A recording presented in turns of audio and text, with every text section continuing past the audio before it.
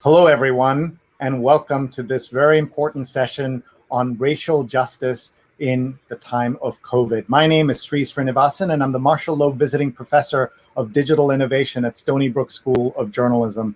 We have a terrific session here where you will get to meet two leaders who are working on education issues at the union levels, both in the US and the UK. Now, what we want everybody to know is that this is an opportunity to understand what is happening with racial justice in the field of education. And we have two wonderful speakers who will reflect on racial justice and what decolonizing education means in their respective countries, especially in the current moment, and the role that education unions can and should play in those processes. So let's bring on stage and tell you about our two speakers. We have with us Becky Pringle, who's president of the National Education Association in the United States, and Michelle Codrington-Rogers, president of the NASUWT Teachers Union in the UK. Hello. Hello. Thank you for being Hi. here. I really appreciate you making the time, and happy World Teachers Day. Same to you. Thank you. Happy World Teachers Day. Let's get right to it. I have a question that I'd like both of you to answer. We'll go to Becky first. What does it mean to think about racial justice at this moment and decolonizing education in a general sense in the UK and the US? Becky, about the US, of course. And what new insights or impetus has come from the Black Lives Matter movement of the last few months? So thank you, Sree. It's so good to be here with you and Michelle, celebrating World Teacher Day with EI. So here in the US, we understand the importance of decolonizing education. And for us, that means we have to radically change and transform the operationalizing of our schools. And we have to make sure that we fully support our staff and educators. It actually requires a thorough assessment in response to the historical impact of race and racism in the design and the development and the evolution of our current education system. It also includes the historic connections to global colonization and imperialism and the ideology of white supremacy. So in this moment of COVID, we've been talking about this so much here in the US. It is shining a light on structural racism. And structural for us, we're not only talking about education, we're talking about all of those other systems that impact our students' ability to learn. So we're talking about economic injustice. We're talking about housing injustice. We're talking about healthcare injustice. All of those things came together to impact what happened with COVID. We know that our Black and Brown and Indigenous students and communities were disproportionately impacted and infected with this disease, and they disproportionately died from it, because they were already predisposed with illnesses because of the lack of healthcare in those communities. And then when we had to, at a moment's notice here in the US, go to virtual learning, we saw that light shining, and it only exacerbated the inequities that, as educators, we already knew existed. So we knew there was a digital gap. We knew that our Black and Brown and Indigenous students didn't have access to digital tools in their homes. We knew that they had parents who were essential workers and had to go out to work, but not stay home with them to help with their learning. So we are seeing those gaps grow and grow. And what we are doing here at the National Education Association is working to try to continue not only to stand in those gaps right now, but actually to do the work now, to transform our system so that it is racially and socially equitable and just, so that every student, everyone, has the opportunity to succeed in this diverse and interdependent world. Thank you. So beautifully put. And that gives us a sense from this side of the pond. I'm in New York, so we will claim you over here, Becky. And now we'll go across the Atlantic Ocean to Michelle. Thank you, Sree. And Becky, excellent. That is actually mirrors what is happening in the UK. I'd like to thank EI for enabling this conversation, and happy World Teachers' Day to everybody as well. Because exactly that is what happened in the UK. Unfortunately, it took us going into lockdown. It took us seeing education shut down in the UK for this real stark division between our communities to become very evident and obvious. And what happened was COVID gave us the space for us to stop and to start to actually see the impact. When you're in busy lives, you don't notice the social injustice as starkly as you do when you have got whole households and communities locked indoors. And those months since March the 20th, when schools kind of closed, was the time when people started to recognize all those issues that we have been raising as educators and as teachers, but also as activists, to say that social injustice is really quite prominent. And kind of combining that with Black Lives Matters being reinvigorated, the debate meant that more people were able to engage with what had been campaigned on in relation to the disproportional impact of the systemic and systematic racism, institutionalized prejudice and discrimination, and the impact it has on Black lives in the UK. The pandemic as well exacerbated that disproportionality. And we're now in 50 years since the published book written by Bernard Coard, which is How the West Indian Child is Made Subhuman or Subnormal by the British education system. And to go back and to see where we have got to now in 2020, we see that very little has changed. Black children and Black teachers are still not just underrepresented or given a disservice by the education system in the UK, but in most cases, their chances and their life experiences are being impacted directly. And NASUWT worked with an organization called Runnymede and published a report in 2017 called Visible Minorities, Invisible Teachers, which reflected on the experiences of Black teachers and minority ethnic teachers in the UK. And it was stark. And in those 3 years, nothing has changed. And what we're seeing is that if our children and young people aren't seeing themselves reflected, not just in the curriculum, but by the people standing in front of them, then it actually does have a direct impact on their not just their experiences of the education system, but also their aspiration of what options do they have. And as part of the kind of the debate that blew up in the UK around Black Lives Matters and what does that mean in the UK, but especially in relation to education, we saw lots of people, lots of campaigns that have been campaigning for years be spotlighted when it comes to Black history and the importance of communities and cultures knowing their history and seeing it reflected in their everyday life experiences. And one of the arguments that I made was that it's not just about history. We have to make sure that there's Black visibility, to make sure that children and young people see their options and their opportunities. And it shouldn't take the murder of or the trauma on a Black body for a system in education in particular to reflect, to think about what message are they given to children and young people, but also to the communities that we serve. And we have to think about visibility, and I think it's more than a hashtag. And when it also means that when organizations show support for example, Black Lives Matters, or at the moment we've just started Black History Month in the UK. Our Black History Month is in October, and we see organizations and the government, kind of quoting hashtag Black History Month. Actually, if organizations aren't forced to reflect on how their systems in place do a disservice to the Black and minority ethnic communities, then they're not doing the work. So I think as unions, we have got a huge job to do to make sure that we are not just challenging schools and our education system that we work within, but the systems where we puzzle piece into for them to start doing the work as well. And it's uncomfortable and it's challenging. But I think we as educators, we've not just got to look within ourselves and our own system, but we've got to use that pressure to ensure that there's that campaign, that global campaign for social justice. Thank you so much. Before I ask Michelle another question, I just want to ask Becky to kind of reflect on what you just heard. It sounds so familiar, painfully familiar to us here in the United States.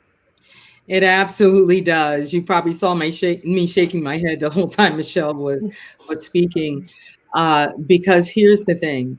Not only do we have to lead as unions, we have to do the work ourselves. We have to do the work ourselves. We are a system as well.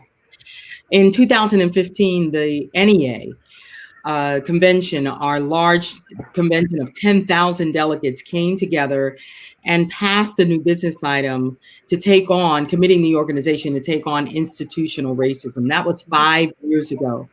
And it did position us to do the work. And we talked about the first thing we have to do is that we have to, all of us, commit to get on that journey of awareness. Mm-hmm. So we understand the things that Michelle just talked about, that we are talking about, because we've not been taught that history. We've been taught an incomplete history here in the US. And we have to expand our knowledge. And then we have to build our capacity. We have to build our racial justice muscle in a way we never have before. 5 years ago, when Michael Brown was murdered by police, we could not say affirmatively that Black lives matter. Now, after the killing of George Floyd, our state affiliates, one after the other, actually issued statements and affirmatively said Black lives matter. Those words matter. Being able to say that out loud and then to commit yourself to do the work, to learn so that you can lead and take action to actually dismantle these systems, to actually take on the white supremacy culture that exists throughout our country, to actually be able to change the preparation of teachers, to take on, to Michelle's point, the recruitment, and not just the recruitment, because what Michelle talked about is really important. Not only is it about recruiting teachers of color, but it is about retaining them, because what we find is that when they get into the profession, particularly when they are in environments that are not supportive of them as Black teachers, as Indigenous teachers, we find that they leave the profession. So we have to support them in a way that they stay in the profession. We must do the work to prepare all teachers, to prepare our white allies, so that we are ensured that we are creating a culturally responsive learning environment for all of our students. Thank you. I just want to reflect for a moment, both of you, just to see that the two of you are leading these two unions. This is a special moment, isn't it? Well, you know, I'm the first Black president ever in the history of NASUWT. This is 101 years our union has existed, and that's a weight. It is a huge weight to carry. But it also shows that when an organization looks within itself and starts to do the work, I'm not saying that it's perfect, and I think I'd be quite honest to say that, but actually it shows that when a union does the work, it can create that space for people to be able to be leaders and to be able to achieve to their potential. But we've got work to do. Absolutely. I wanted to ask specifically about the UK. There's been a lot of talk about decolonizing education, and a lot of that has been kind of focused on removing statues. We have a separate statue conversation here as well, but there's much more than that. And so what are some specific things that connect decolonizing and racial justice that you can tell us?